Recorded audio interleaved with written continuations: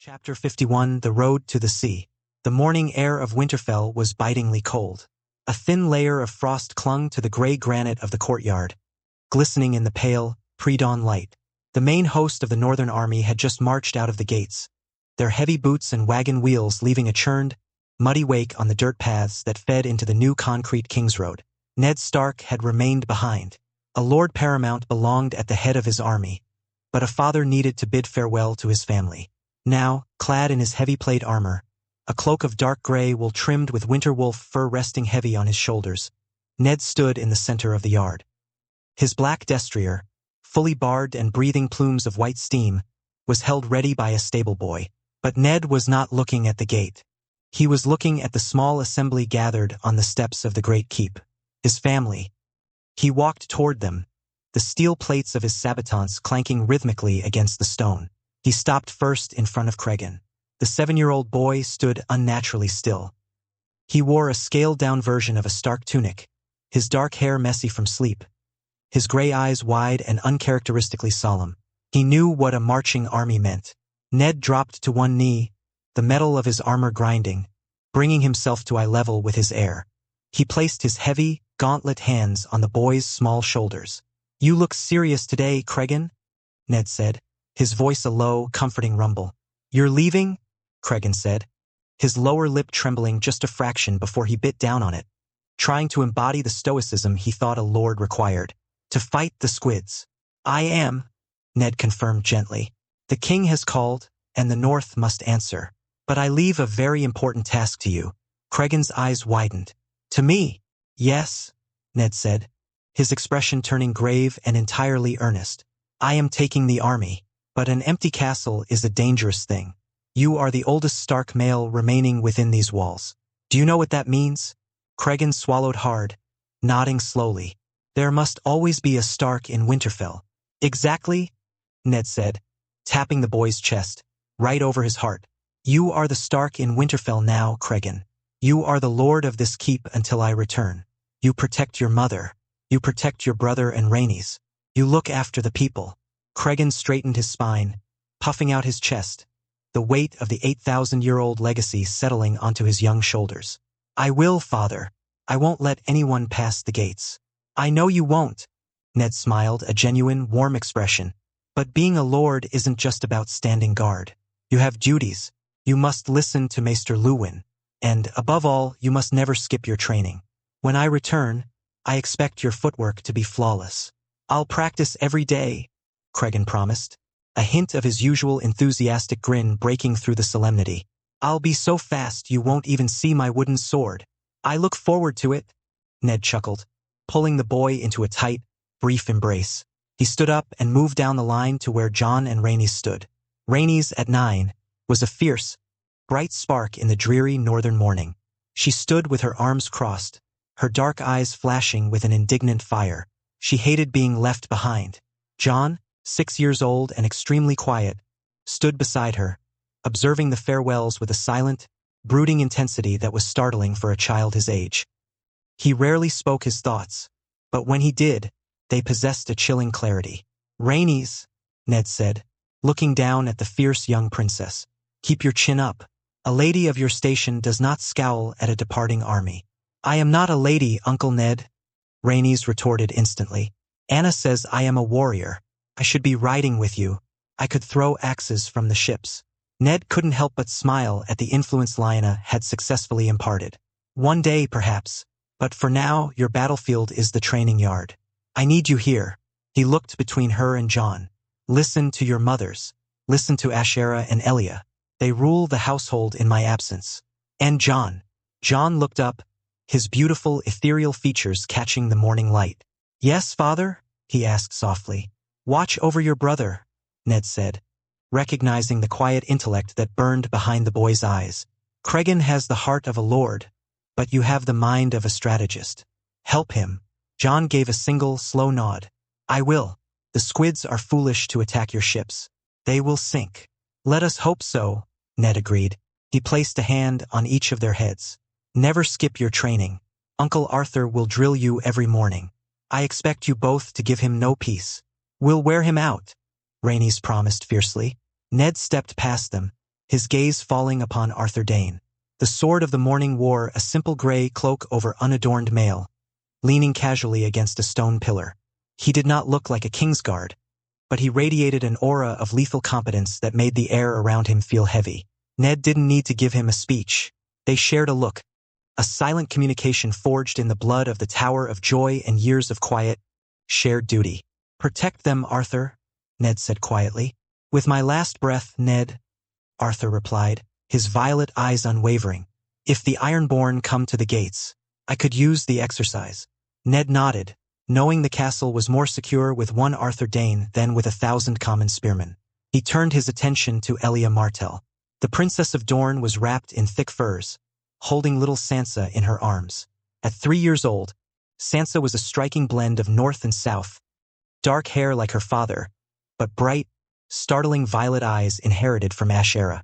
She was currently fascinated by the shiny silver clasps on Ned's armor, reaching out with tiny, mittened hands to bat at them. "Take care of yourself, Elia," Ned told her, his voice respectful and warm. "The winter winds are picking up. Do not linger on the battlements." "I am a creature of the sun, Lord Stark," Elia smiled faintly. "I intend to stay close to the hearth. Go with the gods. May they bring you swift victory." Ned reached out and gently took Sansa's small hand, kissing her knuckles, and then leaned in to press a kiss to her forehead. "Be good for your mother and Aunt Elia," he whispered to the toddler. Sansa merely giggled, grabbing his beard. Finally, Ned turned to Ashera. She stood slightly apart from the others, a vision of dark hair and violet eyes against the gray stone. She wore a heavy cloak of deep purple wool, and resting on her hip was a squirming, 1.5-year-old girl with dark, unruly hair, Arya Stark. The cloak could not hide the pronounced, rounded swell of Ashera's belly beneath the toddler. She was 7 moons pregnant, carrying their 4th child, and the radiant flush of impending motherhood warred with the anxiety tight in her jaw. Ned stepped close, wrapping his armored arms around her as best he could, mindful not to crush her or little Arya, who immediately reached out to pat the cold steel of his breastplate. Ashera leaned her head against him, her free hand coming up to grip his shoulder tightly. He could feel the slight tremor in her fingers. "I hate this," Ashera whispered into the cold steel. "I know," Ned murmured, burying his face in her hair, breathing in the scent of lemons that somehow always managed to overpower the smell of snow. "I will never forgive Balon Greyjoy for this, for making me ride away from you when the baby is so close." "He is a fool," Ashera agreed, her voice thick with unshed tears. She pulled back slightly, looking up into his gray eyes. "He chose the wrong time to wake the wolf. Make him pay for it, Ned. But do not be reckless. You are a father now, for time's over soon. I need you to return to me." "You should worry about my enemies, my love," Ned said, a small, dangerous smile touching the corners of his mouth. Ashera let out a wet laugh, shaking her head. "I pity them, truly, but I worry for you all the same. I will be back before the new child takes its first steps," Ned promised. He kissed her deeply, a lingering press of lips that spoke of years of devotion and the desperate hope of return. He then planted a quick kiss on Arya's nose, making the toddler giggle and squirm. He broke the embrace reluctantly. He looked at his family one last time, the pack he had built, the future he was fighting to protect. "Stay safe," Ned commanded them all. He turned on his heel, the heavy cloak swirling behind him, and walked to his waiting destrier. He vaulted into the saddle with practiced ease, gathering the reins. He gave one final nod to the assembly on the steps, wheeled the massive horse around, and spurred it toward the hunter's gate. As he rode out into the wolfswood, the heavy iron portcullis slammed shut behind him with a loud thud. The time for family was over. The time for war had begun. The treeline broke, revealing the vast, churning expanse of the sunset sea. The sky was the color of bruised iron, the water a frothing, angry gray, and standing defiantly against the crashing waves was Sea Dragon Point. When Ned had first proposed the project to his bannermen, it had been a wild, empty peninsula of jagged cliffs and deep coves, haunted by the ruins of the first men. Now it was a marvel of modern northern engineering. A massive, star-shaped fortress of dark basalt and concrete dominated the highest cliff, its high watchtowers offering a commanding view of the horizon. Thick curtain walls snaked down the slopes to embrace the natural harbor below. But it was the harbor itself that stole the breath. It was packed. The docks, constructed of thick, treated timber, extended far into the deep water, and moored alongside them, bobbing gently in the swells, were the Leviathans, 50 northern carracks. They were terrifying to behold, high-walled, broad-beamed, and painted in dark, menacing colors.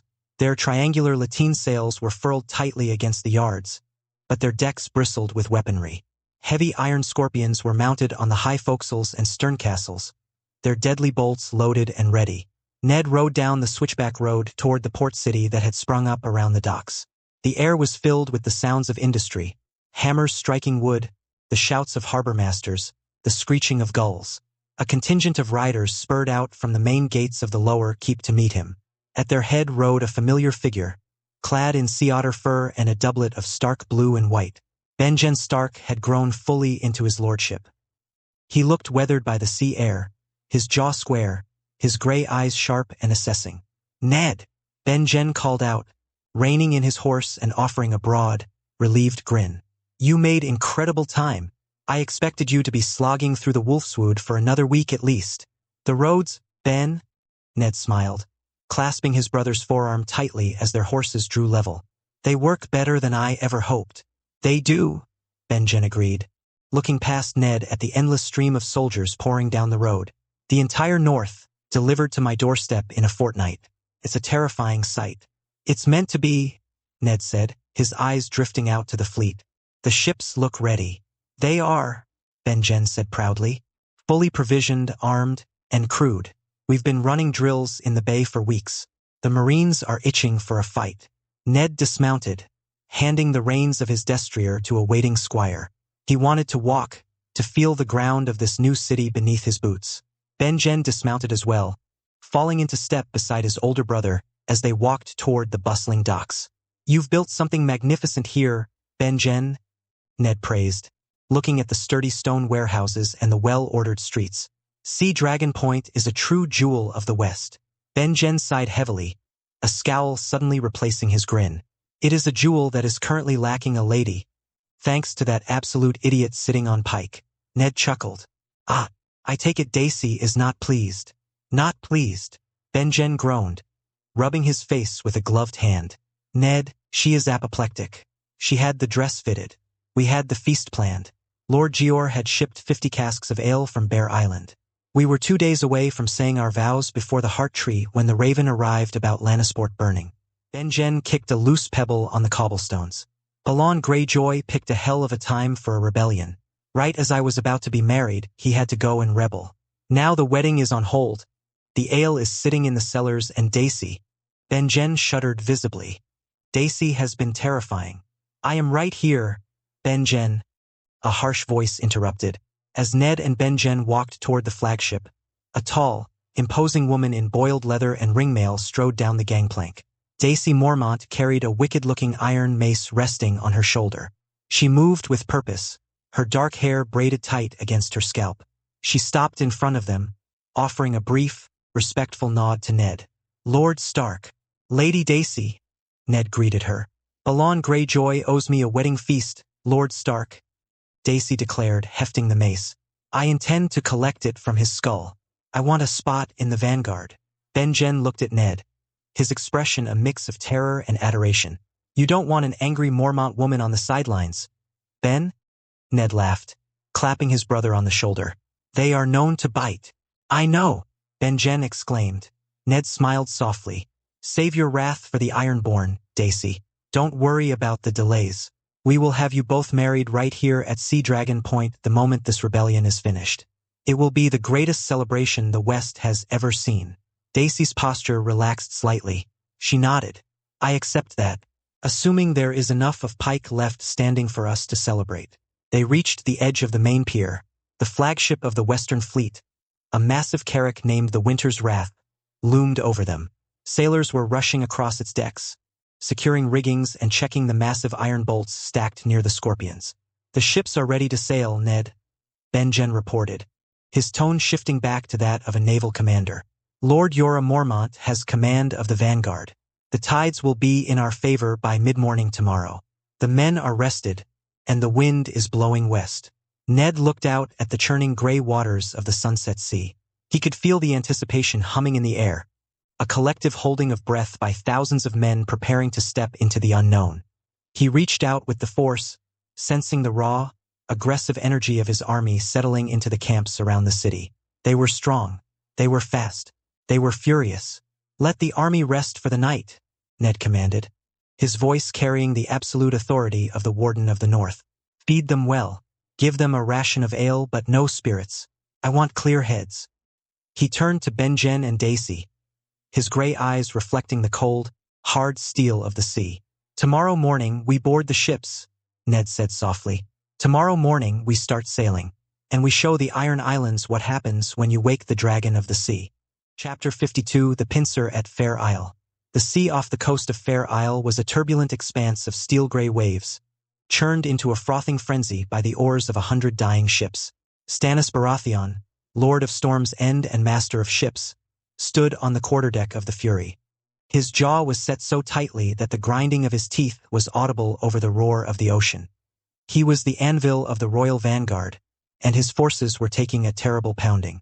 The Iron Fleet, commanded by the fearsome Victarion Greyjoy, had sailed into the straits exactly as Stannis had calculated.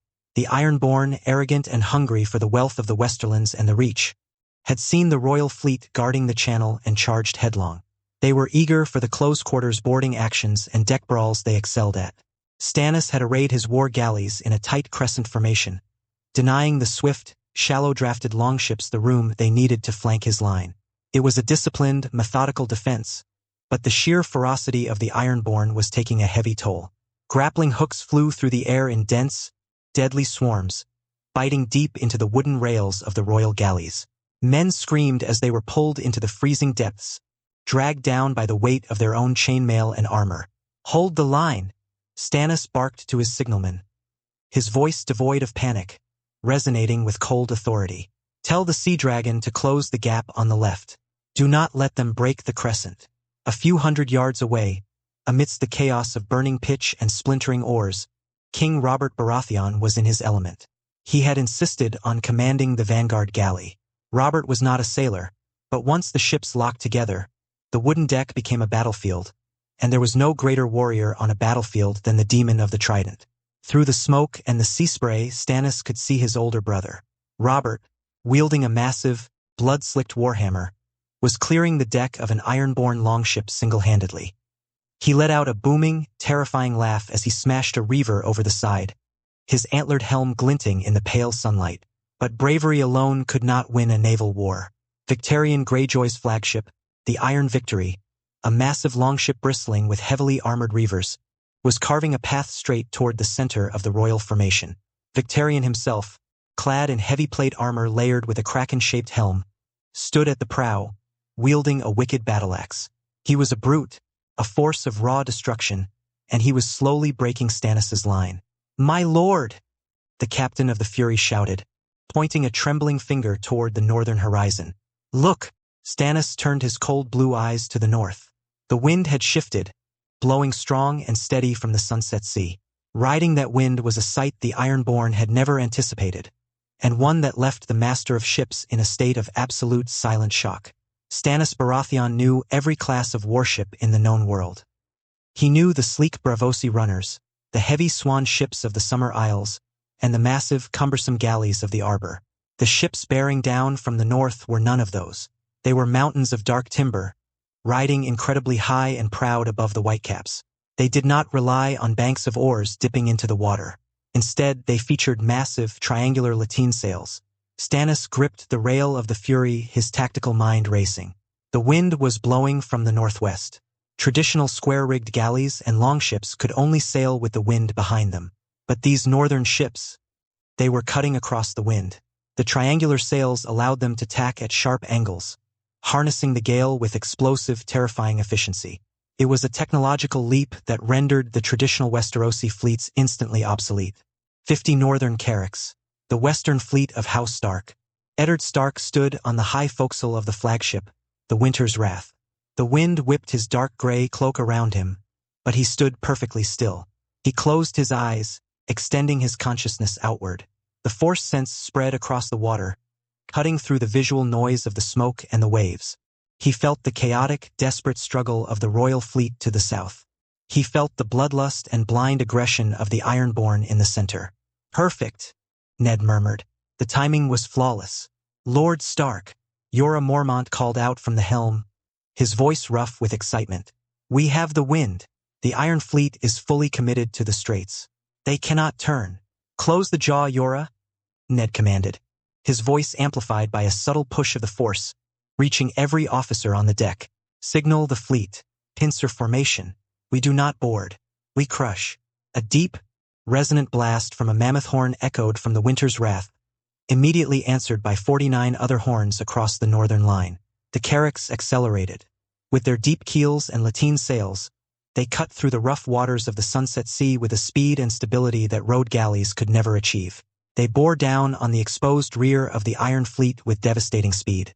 The Ironborn at the rear of the formation realized the danger too late.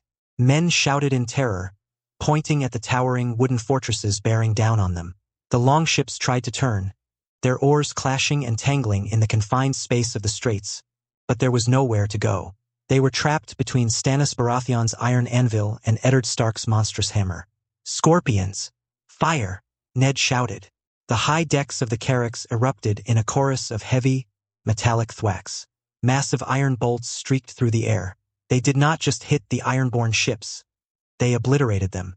The bolts punched through the thin, clinker-built hulls of the longships with terrifying ease, shattering oars, impaling men, and letting the freezing sea rush into the holds. And then came the physical impact. The Winter's Wrath slammed into the rearguard flagship of the Ironborn left flank. The Carracks' reinforced, iron-capped prow sheared straight through the center of the longship. The sound of rending timber was deafening. The longship snapped in half, its crew screaming as they were tossed into the churning water. The Carrack did not even slow down, its massive displacement simply plowing over the wreckage. Across the line, the scene repeated itself. The heavy northern ships crushed the pride of the Iron Islands under their keels. While the Western Fleet executed a textbook naval massacre, Ned Stark's mind was elsewhere. He had not come to Fair Isle just to win a battle. He had come to eliminate a future threat at its root. Victarion was a brute. Balon was a fool. But Euron Greyjoy was a danger to the entire world. Left alive, Euron would be exiled, travel the world, learn dark sorcery, and return to Westeros bringing ruin and dark magic to their shores. Ned closed his eyes, tuning out the screams of the drowning Ironborn and the crunch of shattering wood. He sought a specific signature in the Force. He bypassed the mundane anger and fear of the common sailors. He looked for a dark, twisted void of psychopathy and malice. He found it. It was slipping away, on the far eastern edge of the battle, hugging the treacherous, jagged reefs that the heavier galleys and Carracks dared not approach. A single ship was cutting through the water with unnatural silence. It was a longship, painted the color of dried blood, and its single, large square sail was completely black. The silence. Euron Greyjoy, seeing the trap close, was abandoning his family and his fleet, slipping away into the shadows to save his own skin. Ned's eyes snapped open. He pointed a gauntlet finger toward the red hull slipping through the mist. "Captain," Ned shouted. "Bring us about. Hard to port. That red ship with the black sails. Intercept it."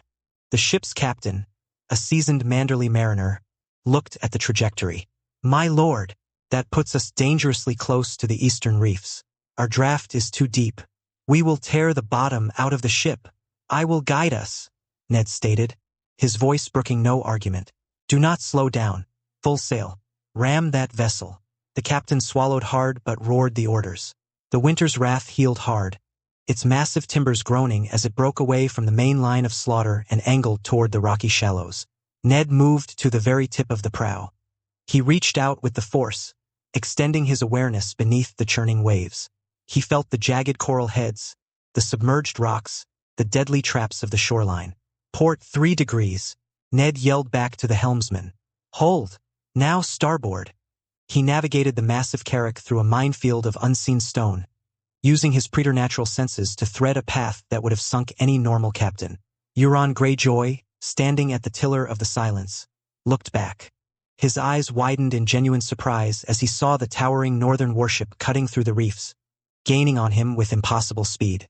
The Silence was fast, but the wind was howling directly behind the Winter's Wrath, filling the lateen sails to their bursting point.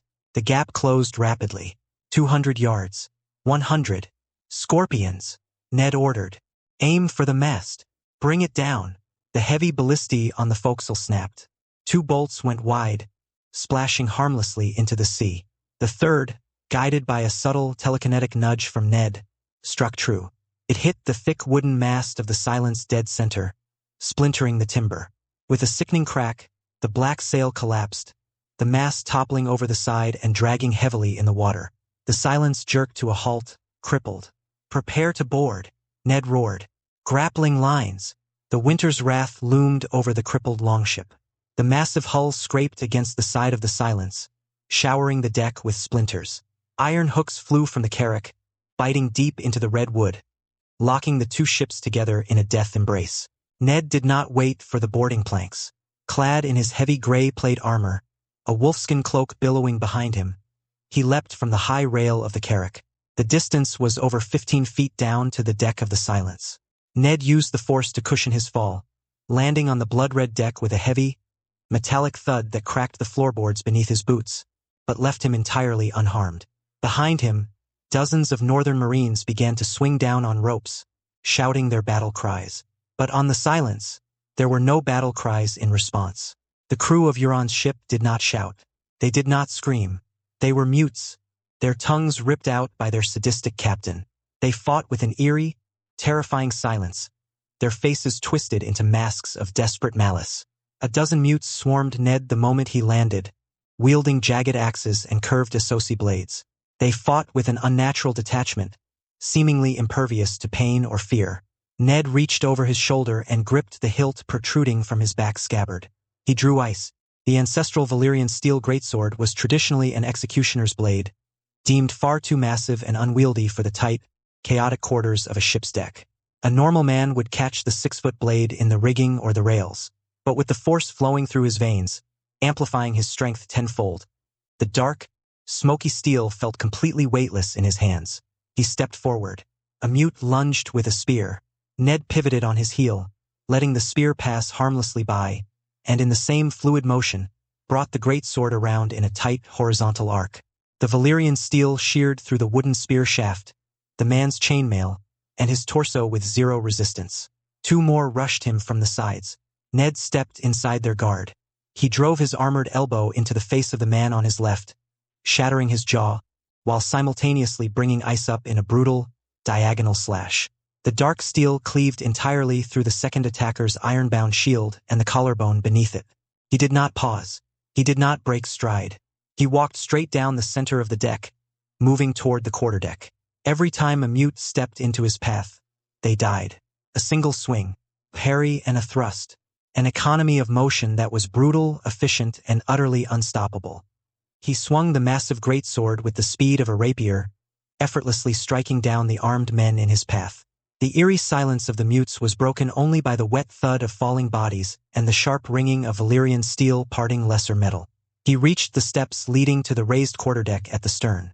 Standing there, flanked by 2 massive, heavily scarred mutes, was Euron Greyjoy.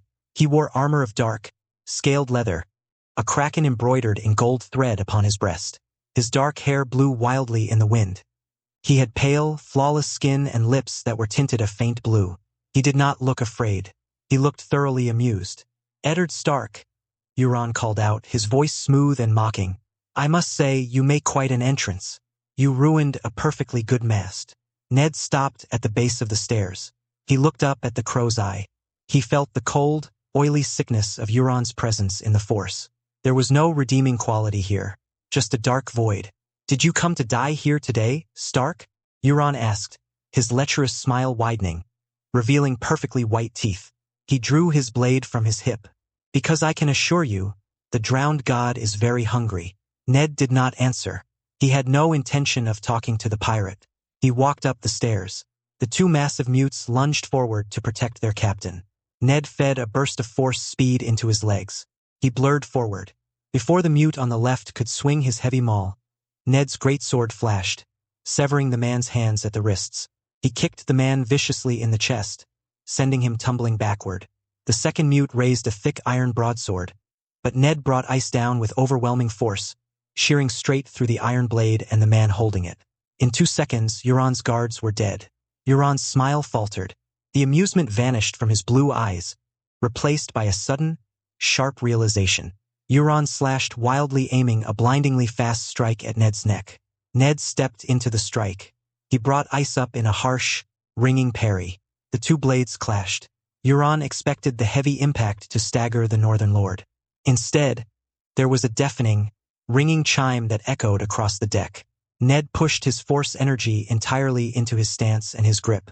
The dark, smoky blade of ice held perfectly firm, absorbing the entire kinetic force of the blow without yielding a single inch.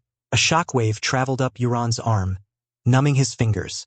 Using the locked blades as a pivot point, Ned twisted his body, stepping entirely inside Euron's guard. With his free, armored left hand, he delivered a crushing, force-enhanced palm strike directly into Euron's sternum. The blow caved in the dark leather armor and shattered Euron's ribs. The breath left the pirate's lungs in a violent rush.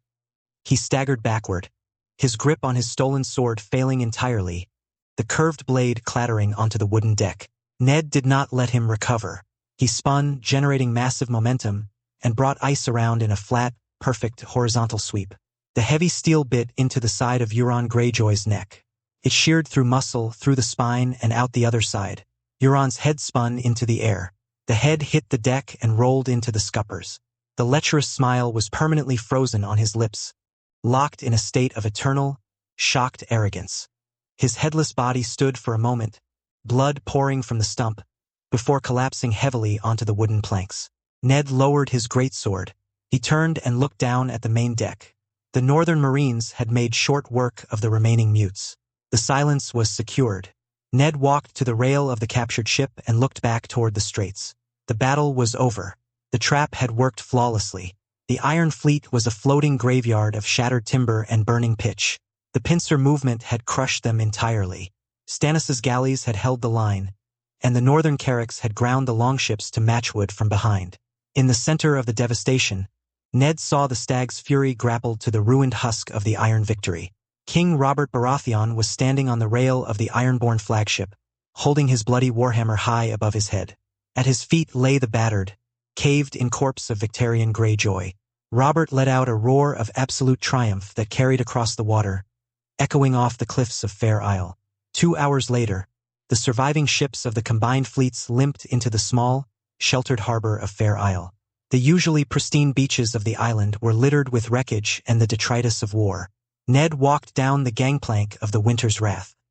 He wiped the blood from ice with a rag before sliding the massive blade back into its scabbard, his gray cloak heavy with salt spray. From down the pier, a massive figure pushed through the crowd of cheering sailors and weary soldiers. Robert Baratheon was covered from head to toe in gore. His black hair was matted to his forehead. His antlered helm was missing half a horn, and his heavy plate armor was deeply dented in 3 places. But his face was split in a wide grin. "Ned!" Robert bellowed, his voice hoarse from screaming. Robert threw his massive arms around the Lord of Winterfell. He picked Ned completely off his feet, crushing him in a bear hug that smelled of blood, sweat, and seawater. "You glorious, frozen bastard!" Robert laughed, setting Ned down and shaking him by the shoulders. "Did you see it? Did you see the look on the squids' faces when your floating castles appeared behind them? By the gods, it was beautiful. It was effective." Ned smiled, returning the embrace firmly. "You look terrible, Robert." "I feel magnificent," Robert roared, slapping his own armored chest. "I caved in Victarion's breastplate." The big brute thought his armor made him invincible. He forgot about the hammer. Stannis Baratheon walked up behind the king. Stannis looked closely at Ned, his eyes analyzing the Northern Lord with a new, intense respect.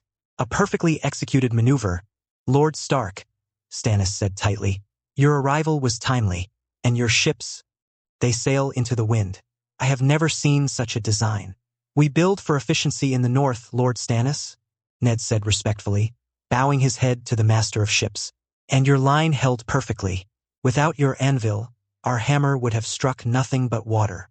Stannis gave a short, stiff nod of acknowledgement. "The Iron Fleet is at the bottom of the sea," Robert declared, throwing an arm around Ned's shoulders and turning him toward the island's keep. Balon Greyjoy has nothing left but a damp rock and a bad attitude. We sail for Pike tomorrow, Ned. We're going to knock his miserable castle into the sea. Ned looked back at the captured red hull of the Silence bobbing in the harbor. The immediate threat was gone. The dark magic was stopped before it could begin. We will, Robert, Ned said. But tonight, we rest and tend to the wounded. And we drink, Robert cheered, steering them toward the nearest tavern on the island. Chapter 53, Fair Isle. Fair Isle had been transformed. The picturesque beaches and rolling green hills were now buried under a sprawling canvas city. Tents of every color and size stretched from the rocky western cliffs down to the sheltered eastern harbor, housing the thousands of men who had just broken the Iron Fleet. Campfires dotted the landscape, casting a flickering, orange glow against the night sky. In the center of the encampment stood the royal pavilion. It was massive, constructed of heavy yellow and black canvas, bearing the crowned stag of House Baratheon. Inside, the air was thick with the smell of roasted meat, sweat, and spilled wine. The war council had just concluded. The various lords and captains of the vanguard had filtered out into the night, returning to their own tents to celebrate their survival and their victory. Jon Arryn, the Hand of the King, was not present. He was currently marching down the ocean road with the rest of the royal host, expected to arrive at Lannisport and cross over to the island in a few days. It had been decided during the council that the combined vanguard would halt their advance here. They would wait on Fair Isle until Jon Arryn, Tywin Lannister, Hoster Tully, and Mace Tyrell arrived with the bulk of the southern armies. Ned Stark sat in a heavy wooden chair across from the king. He was entirely satisfied with the council's decision. In the original timeline, Ned knew the Northmen had taken the brunt of the casualties in the sieges of the Iron Islands. Not this time. Ned had brought his fleet and his elite guard to crush the Greyjoy navy and eliminate Euron. He had done his part. He had no intention of throwing northern lives against the high stone walls of Pike while the Lannisters and Tyrells marched in late to claim the glory and the spoils. Let Tywin's Westermen catch an axe to the face for once. Let Mace Tyrell's knights wade through the mud. Finally, Robert Baratheon groaned, reaching across the heavy oak table and grabbing a square bottle of clear liquid. I thought Manderley was never going to stop talking about provisioning the fleet and counting grain sacks. The man loves the sound of his own voice.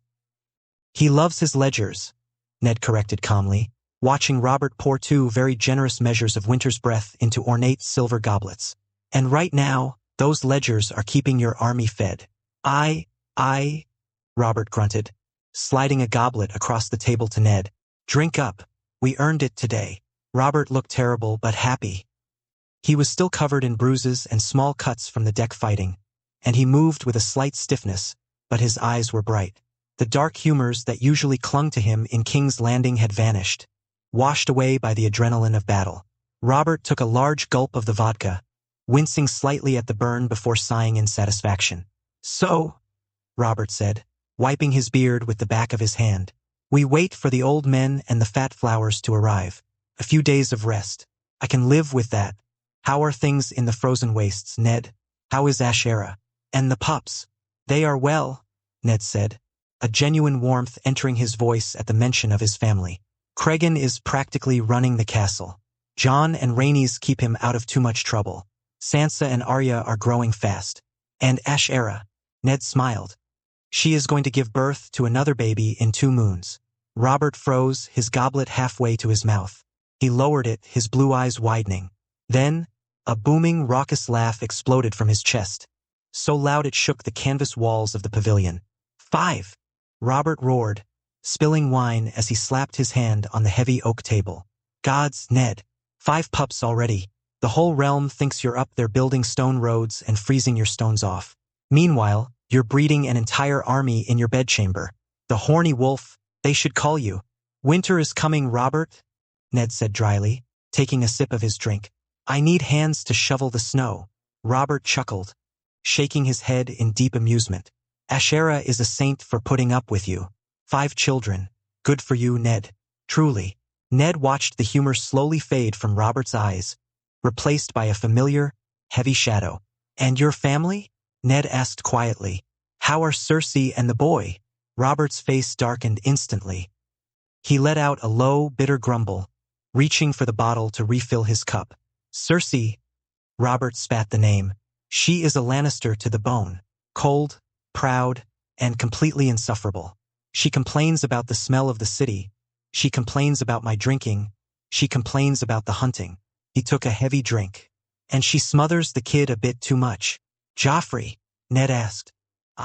Joffrey, Robert said, his tone devoid of any paternal warmth. He's just a boy, but she treats him like he's made of spun glass. If he gets a scratch, she demands the heads of the servants. She's making him soft. Ned, the king can't be soft. He cries over a splinter. Robert stared into his cup, his brow furrowed in deep frustration. And now she's expecting another one, Robert added, his voice flat. Any day now. She's completely insufferable when she's with child. Keeps to her quarters. Surrounds herself with those red-cloaked guards her father gave her. It doesn't even feel like my own keep. Ned remained silent. He knew exactly what Cersei was doing, but he didn't know who fathered the children. But this was not the time or the place to tear the realm apart. He needed Robert focused on the Ironborn.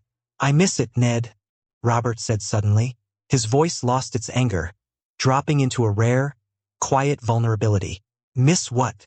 The Vale, Robert said, looking up, his eyes glassy with nostalgia. I miss our boyhood, the Eyrie, riding through the mountains of the moon, hunting with Jon Arryn before he was the Hand, back when he was just an old man trying to keep us from breaking our necks. Robert leaned back in his chair, rubbing his face with his large hands. I hate King's Landing, Ned. It is a foul pit, a gilded cage full of vipers and flatterers. Everyone who looks at me wants something. A title, a coin, a piece of land, a marriage pact. They smile at me, they pour my wine, and they scheme behind my back. Robert dropped his hands, looking directly at Ned. They think I don't know, Robert said, his voice surprisingly sharp. They think I'm just a drunken fool who only wants to hunt and whore. My wife thinks I'm a lackwit. Her father thinks I'm a useful brute. Varys thinks I'm a blind man. Robert leaned forward, pointing a thick finger at the table. But I know, Ned. I know exactly what everyone wants from me. I see the greed in their eyes. I just let it be. I let them think I'm a fool because it's easier. I do what I want. I drink, I ride, I fight when someone gives me an excuse. And I let Jon Arryn take care of the rest. He wanted the peace. He can manage the vultures. Ned looked at his friend. It was a tragic admission. Robert wasn't blind to the corruption of his court. He was just entirely defeated by it. He had won the throne to avenge a woman he loved, and now he was stuck sitting on it, surrounded by people he despised. You are the king, Robert, Ned said softly. You have the power to change the court. Send them away. Bring in honest men. There are no honest men in the South, Ned. Robert laughed bitterly. Only you, and you ran back to the snow the first chance you got. Don't blame you. I would have run too. Robert grabbed the square bottle of vodka again. He didn't bother with the goblet this time. He uncorked it and took a long, sustained gulp directly from the glass. He slammed it down, wiping his mouth, his face flushed. Gods, this is good, Robert sighed, his mood shifting rapidly back to boisterous appreciation. I have to thank you for this, Ned. This drink. It's the only good thing in my life some days. He tapped the thick glass bottle. I wouldn't pass a day without drinking it now. Your whiskey, your brandy, your vodka. They are magnificent. The arbor can keep their sour grapes. I drink at least one of your northern spirits every single day. It burns the rot right out of my stomach. Ned allowed a small, dry smile to touch his lips. He leaned back in his chair, folding his arms. Robert, Ned deadpanned, you wouldn't pass a day without drinking regardless. If I handed you a puddle of fermented swamp water from the neck, you'd find an excuse to toast with it. Robert paused, looking offended for exactly 1 second before letting out a booming laugh. You're entirely right, Robert agreed loudly. But at least your swamp water tastes like fire. He grabbed the bottle again. To the north, Robert toasted to the empty tent, raising the bottle high. And to the wolves who know how to brew. To the king, Ned replied politely, raising his silver goblet and taking a small sip. They sat together for hours. The conversation drifted away from the heavy burdens of the crown and the dark secrets of the court. They talked about the melee at Harrenhal, about the girls they had chased in Gulltown, and about the time Robert had gotten his horse stuck in a mud pit near the Bloody Gate. Robert drank with a relentless, punishing pace. He finished the vodka and moved on to a cask of heavy stout a servant had left in the corner. He grew louder, his stories more exaggerated, his laughter more frequent. By the third hour past midnight, Robert's stories began to slur together. His massive head nodded forward, his chin hitting his chest. He jerked awake, muttered a curse about Tywin Lannister, and took one final, massive gulp of stout. Then his eyes rolled back. Robert slumped forward, his face landing squarely on his crossed arms on the heavy oak table. Within seconds, a loud, rattling snore began to echo in the pavilion. The king had been defeated by the cup. Ned sat in silence for a moment, listening to the deep breathing of the most powerful man in the world. He felt a pang of sympathy for his old friend. Robert had conquered a continent, but he was entirely trapped by his own victory. Ned stood up. He walked around the table and picked up a heavy fur mantle that had been discarded on a nearby chair. He draped it carefully over Robert's broad shoulders, making sure the king would not wake up shivering in the night air. "Sleep well, Robert," Ned whispered. He picked up his sword belt from the chair, buckling it around his waist. He walked to the entrance of the pavilion and pushed the heavy canvas flap aside. The night air of Fair Isle hit him instantly. It was cool, carrying the sharp, clean scent of the ocean and the faint smell of burning wood from the dying campfires.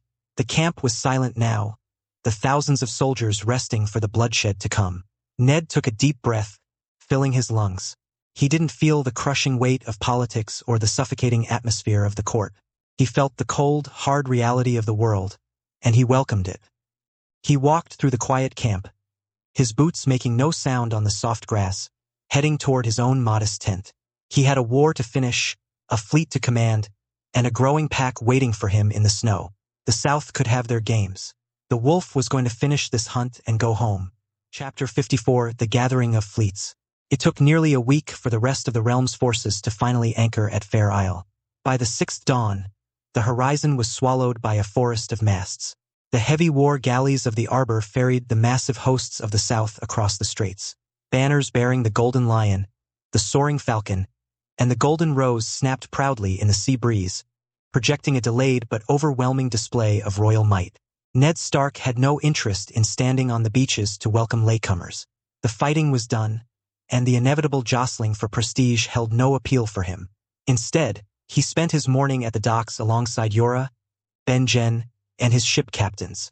They inspected the miners splintering the northern carracks, had sustained from ramming and organized the provisioning required for the eventual voyage back to the Sunset Sea. By the time Ned trudged back up to the sprawling canvas city, the sun was hot and unforgiving. Approaching his stark, gray command tent, he noticed an anomaly. A guard clad in a crimson cloak and gold-chased breastplate stood rigidly by the entrance flap.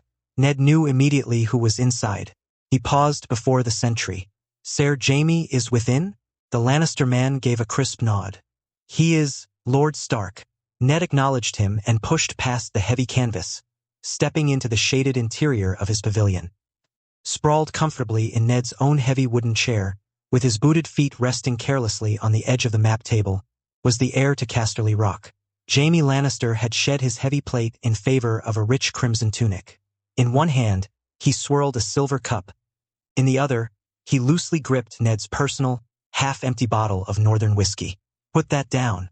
It belongs to me," Ned stated evenly, crossing his arms over his chest. Jaime dropped his feet to the rug and offered a lazy, unapologetic smirk. "You failed to attend my wedding, Stark.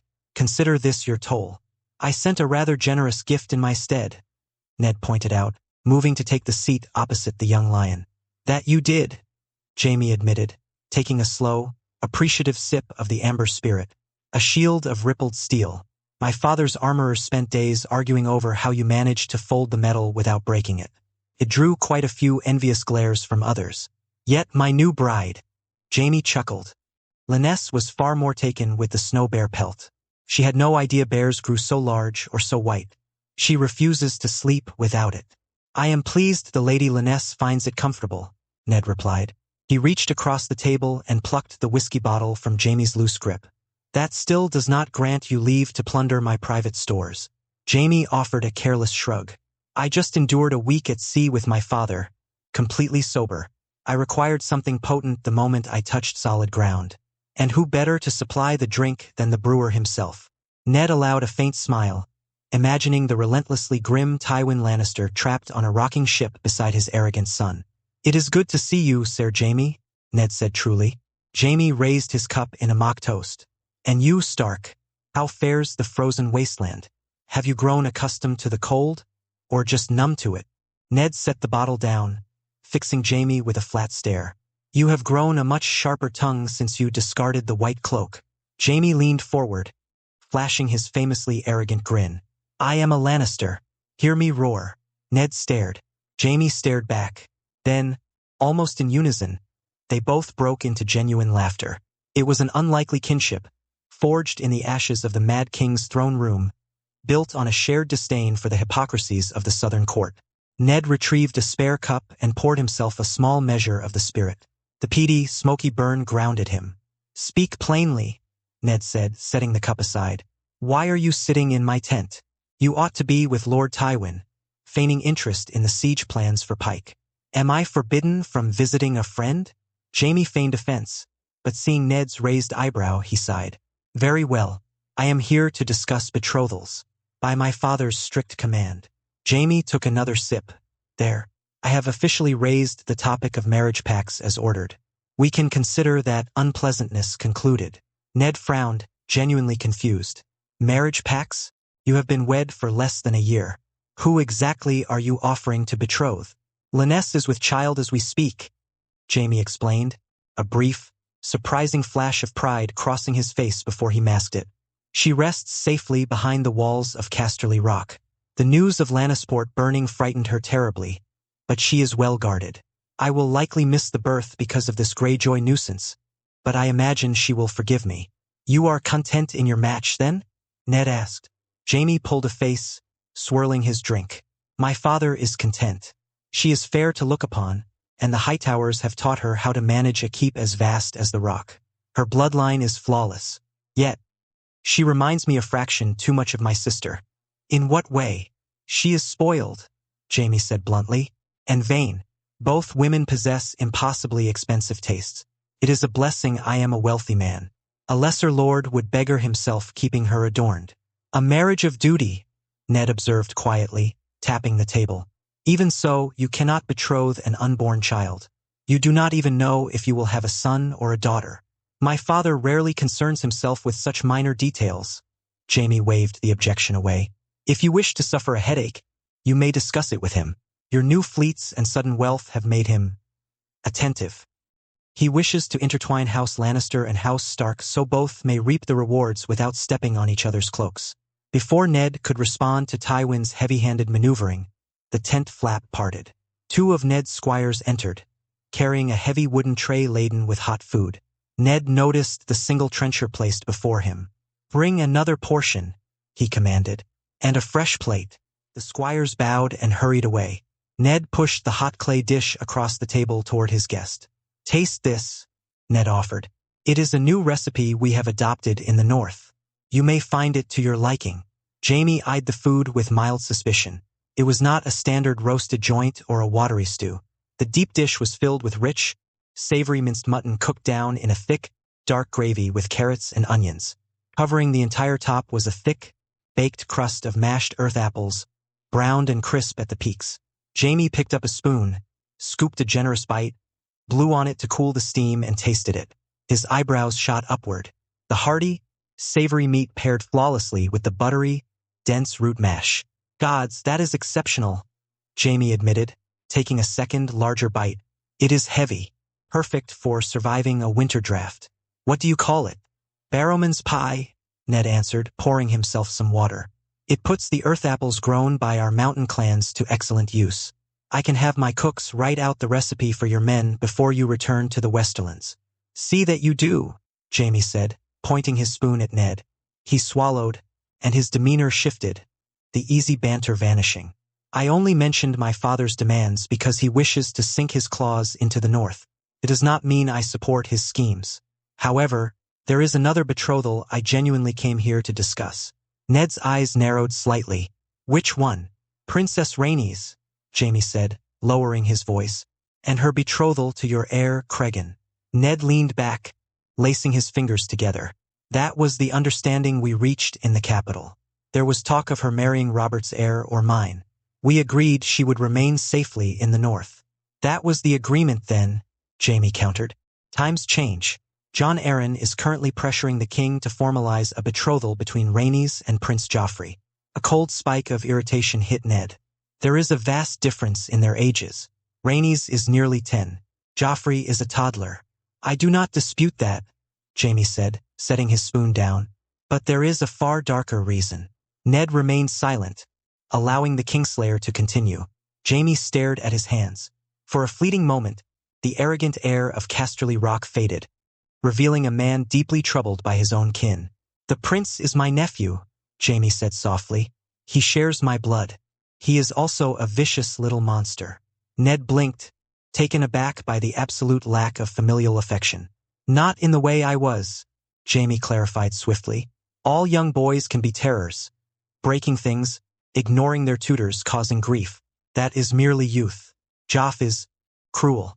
He delights in pain. I place the blame squarely on my sister. Jaime picked up his cup again, staring into the dark amber liquid. She coddles him beyond reason. She whispers in his ear that he is a god walking among mortals. And our king ignores the boy completely. He pays him no mind. Perhaps the boy might outgrow it. But right now, there is a darkness taking root in him. I even approached my father, suggesting Joffrey be fostered at the Rock so Tywin could take him in hand. My father is a ruthless man, but he understands discipline and order better than anyone. And the Queen's reaction? Ned prompted. My sweet sister vehemently refused, Jaime said, his tone turning bitter. She is furious with me. She refuses to hear a single word of criticism against her golden child, least of all from me. Why? Ned asked, intrigued by the fracture in the Lannister twins' famously close bond.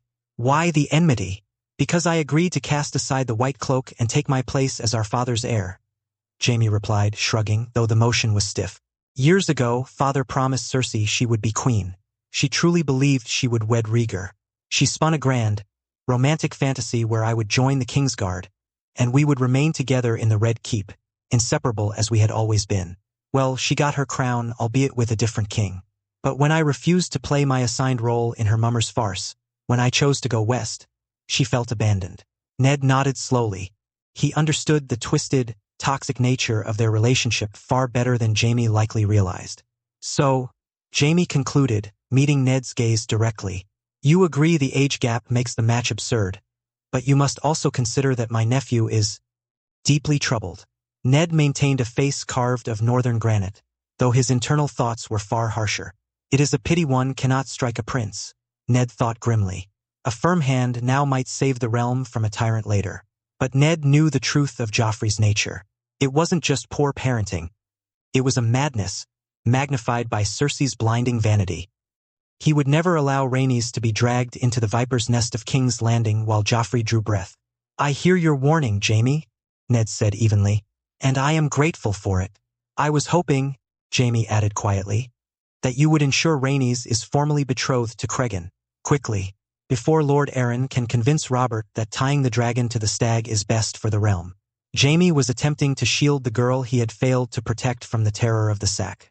It was a quiet, desperate attempt at redemption. Ned studied the Lannister lord. They are still children, Ned stated firmly. I will not force a marriage upon either of them before their time. However, Ned offered a slow, reassuring nod. If, in the future, they find favor with one another, I will not stand in their way. In truth, I would welcome the union and I will make sure they are married to each other if they want to. Rhaenys belongs to the north now. Jaime exhaled a long, slow breath, the rigid tension finally leaving his shoulders. He picked up his spoon and eagerly returned to his meal. Excellent, Jaime said around a mouthful of pie. Now write down that recipe. My pregnant wife demands hearty meals, and if the cooks serve me one more roasted swan, I may throw myself from the highest tower of the Rock. Chapter 55, The War Council. The command pavilion of King Robert Baratheon was a vast expanse of yellow and black canvas, heated by massive iron braziers. It held the combined martial and political power of the Seven Kingdoms. Around the heavy oak map table stood the Lords Paramount of Westeros. Tywin Lannister stood rigid in his crimson and gold, his face carved from cold stone. Mace Tyrell, the Lord of Highgarden, took up considerable space, his doublet straining against his girth. Jon Arryn, Hand of the King, looked weary but focused, his eyes scanning the detailed parchment map of the Iron Islands spread before them. And leaning heavily over the table, a goblet of wine in his hand, was the king. Pike is a fortress of jagged stone and miserable weather, Robert announced, pointing a thick finger at the map. Balon sits in his towers, expecting us to break our teeth on his walls. Jon Arryn stepped forward, smoothing the edges of the map. Which is precisely why we must not attack Pike immediately, Your Grace. If we lay siege to the Greyjoy seat while the other islands remain unsubdued, we expose our rear to constant harassment. The Ironborn are raiders. They will cut our supply lines and burn our transport ships while we are pinned against Pike's walls. Jon Arryn looked around the table, ensuring he had the attention of the High Lords. We must sever the tentacles before we strike the head, Jon proposed. We divide our forces. We strike Harlaw, Great Wyke, Old Wyke, and Orkmont simultaneously. We crush their bannermen, destroy their shipyards, and leave Balon entirely isolated. Only then do we converge on Pike for the final blow. Robert grunted, taking a long pull of wine. He slammed the goblet down. It delays the main event, but it makes tactical sense. I want this rebellion completely crushed. Ned Stark stepped forward from his place near the shadows of the tent. He wore his heavy gray mail, ice strapped securely across his back. The northern host will take Harlaw and Old Wyke, Ned stated clearly, his voice carrying absolute authority. Mace Tyrell scoffed, a wet, dismissive sound. Harlaw is the richest and most heavily populated of the islands, Lord Stark. 10 Towers is a formidable keep, and Old Wyke is their holy ground. Perhaps you should leave the heavy lifting to the Reach. We brought 60,000 men. You brought 60,000 men in transport galleys, Ned corrected, turning his cold gray eyes on the Lord of Highgarden. My men are already embarked on warships designed for the Sunset Sea. I have the speed and the siege equipment. We will handle the Harlaws and the drums. Tywin Lannister spoke up, his voice a low, commanding rumble. The Westerlands will take Great Wyke. It is the largest island. The Good Brothers have mines and strongholds there. We will ensure they produce no more iron for Balon's war. And the royal fleet, supported by the Redwyne galleys, will subdue Orkmont and Blacktide. Jon Arryn concluded, nodding at Lord Paxter Redwyne, who stood near Mace. We cast a net over the entire archipelago. Within a fortnight, the Greyjoys will hold nothing but the rocks beneath their boots. The lords around the table nodded in agreement. The strategy was sound, overwhelmingly brutal, and guaranteed victory. Then it is settled, Robert declared, a fierce, eager light burning in his blue eyes. We sail at first light. Prepare your men. The lords began to turn away from the table, the meeting seemingly concluded. A moment, Ned said. The lords paused, looking back at the Warden of the North. There is the matter of the aftermath, Ned said, keeping his focus on the Hand of the King. What is our stand regarding the thralls once we conquer these islands? Mace Tyrell let out a loud, genuine laugh. He looked at Ned as if the Northern Lord had just asked a question about the weather in E.T. The thralls? Mace asked, his tone dripping with condescension. They are mudgrubbers and rockbreakers, Lord Stark. Half-starved captives from lesser raids. Who cares about a flock of unwashed slaves? Let the Ironborn keep their miserable servants, or let them drown in the sea. It matters not to high lords. Ned did not raise his voice. Mudgrubbers feed Highgarden, Lord Tyrell, Ned retorted sharply. Or do you conjure your feasts out of the thin air? Mace Tyrell's face flushed a deep, angry red. He opened his mouth to shout an insult, but a sharp look from Robert silenced him. Ned turned back to the map, addressing the king and the Hand.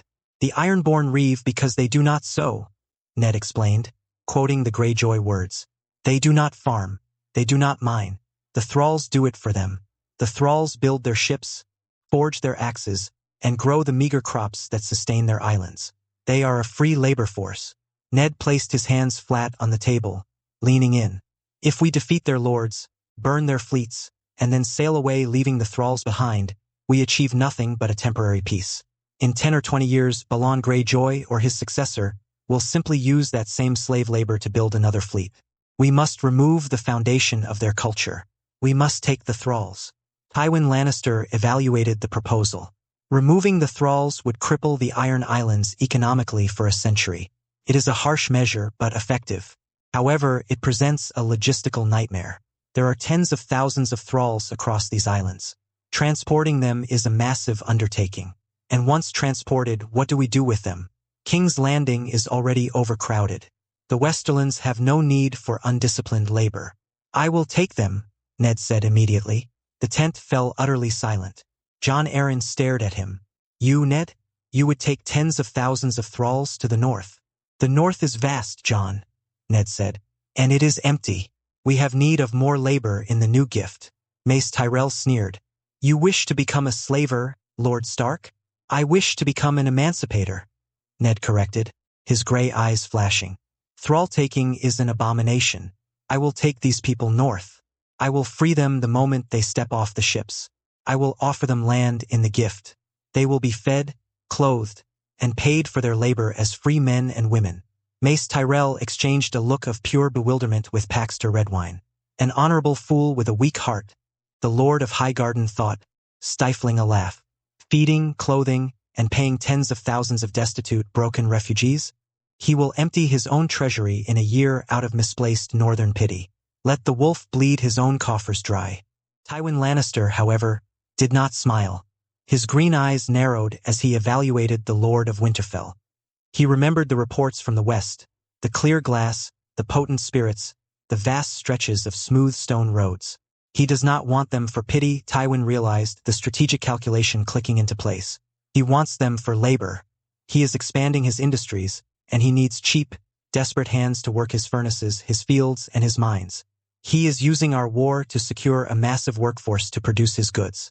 Yet, even recognizing the ploy, Tywin saw the immediate tactical benefit to the crown.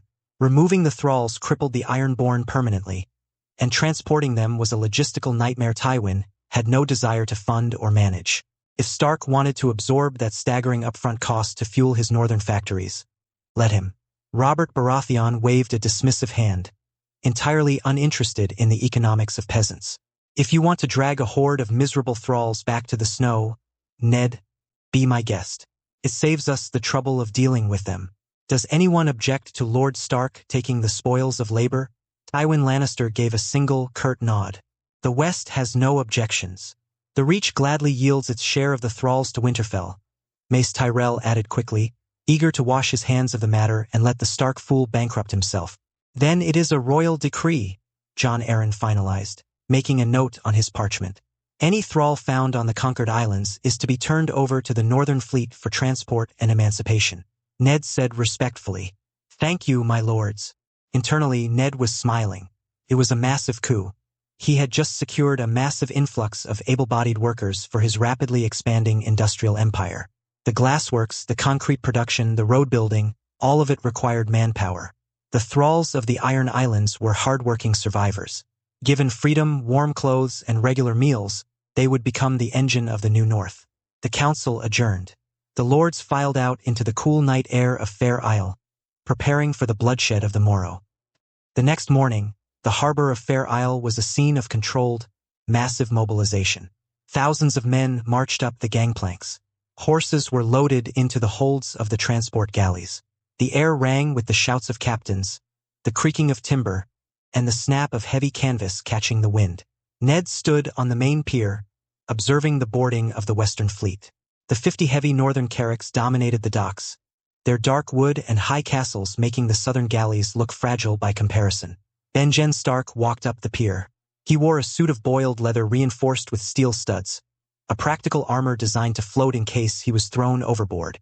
At 16 years of age, he looked serious, focused, and entirely ready for the responsibility resting on his shoulders. The men are boarded, Ned, Benjen reported. The holds are packed with siege equipment and rations. We are ready to sail. Ned turned to his younger brother. This was the moment. He had trained Benjen in the yard, taught him the rudimentary focus of the force in the Godswood, and tutored him in the management of the glassworks. Now he had to trust him with an army. You have command of half the ships, Ned said. 25 carracks, 5,000 men, Karstarks, Glovers, and a detachment of the Wolf Guard. Benjen took the scroll, his grip firm. Old Wyke, Ned confirmed. It is the holiest island of the Ironborn. It is where they hold their kingsmuts. The drums rule there from Shatterstone. They are proud, hard men. They will not surrender easily. We will break them, Benjen said confidently. Do not underestimate them, Ben, Ned warned, his voice low. They fight with the desperation of fanatics on that island. Benjen nodded, absorbing the instruction. I will not let pride blind me. I will take the island, secure the thralls, and meet you at Pike. Good, Ned said. He reached out and gripped Benjen's shoulder tightly. You are the Lord of Sea Dragon Point. Show the Ironborn the teeth of the New North. Benjen offered a fierce, wolfish grin. They will learn to fear the sea. The younger Stark turned and walked briskly down the pier, boarding his flagship, a formidable carrack named the Icebreaker. Ned watched him go. He felt the steady, grounded energy of his brother in the Force. Benjen was ready. Ned turned toward his own flagship, the Winter's Wrath. His target was Harlaw. The island was governed from the massive fortress of 10 towers by Lord Roderick Harlaw, known as the Reader. Roderick was not a typical Ironborn reaver. He was an intellectual, a pragmatist, and perhaps the only man on the islands who truly understood how doomed Balon Greyjoy's rebellion was from the start. Ned had no intention of leveling 10 towers if he could avoid it. He wanted to preserve the wealth of Harlaw and capture its massive population of thralls intact. He intended to offer the Reader a harsh truth, backed by overwhelming military force. Ned walked up the gangplank. All lines cast off, Lord Stark, the captain shouted. We await your word. Ned looked out across the harbor. The royal fleet was already moving, hundreds of sails catching the morning wind, spreading out across the sunset sea to deliver the king's justice. Raise the sails, Ned commanded, looking toward the dark horizon of the Iron Islands. Set course for Harlaw. The massive lateen sails unfurled, catching the wind with a loud, explosive snap.